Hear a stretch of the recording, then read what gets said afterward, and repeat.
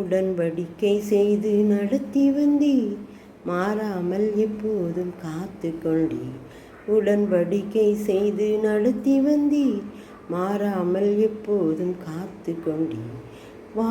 வார்த்தையினால் நீ சொன்னதெல்லாம் கரங்களினால் இன்று நிறைவேற்றினீர்.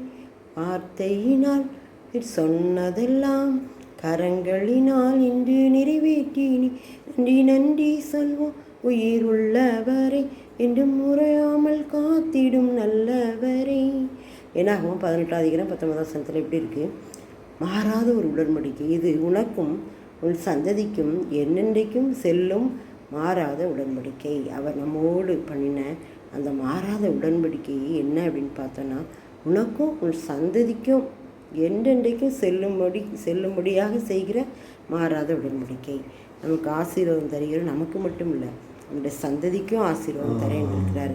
நம்முடைய வாழ்க்கையின் ஒவ்வொரு பகுதிகளிலும் அவர் நம்மோடு உடன்படிக்கை செய்து கொண்டே இருப்பார்.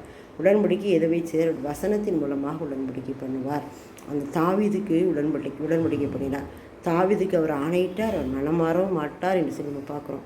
அதே உடன்படிக்கை அவர் நிறைவேற்றினார். தாவீதுடைய மகன் சாலமோனை என்ன செய்தார்? அரசனாக்கி எல்லாருக்கும் புகழ்ச்சி வரும், புகழும் மகிமையும் வரும்படியாக அவனை உயர்த்தினார். காரணம் என்னென்னா, தாவீதுக்கு கொடுத்த மாறாத உடன்படிக்கை. நம்முடைய வாழ்க்கையில் நம்ம கர்த்தர் கொடுத்த மாறாத உடன்படிக்கையை எல்லாம் நிலைத்திருக்கணும், அதை பற்றிக்கொள்ளணும், அதை விசுவாசிக்கணும். அப்போ அது நமக்கு ஆசீர்வாதமாக என்ன செய்யும்? அமையும்.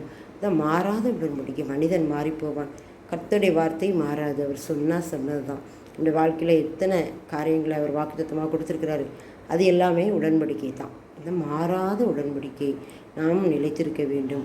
நாம் அவரில் நிலைத்திருக்கும் போது அந்த உடன்படிக்கையும் மாறாமல் நமக்கு எப்போவும் என்ன செல்லும், அது பலிக்கும் என்று சொல்லி நம்ம பார்க்குறோம். ஆமென்.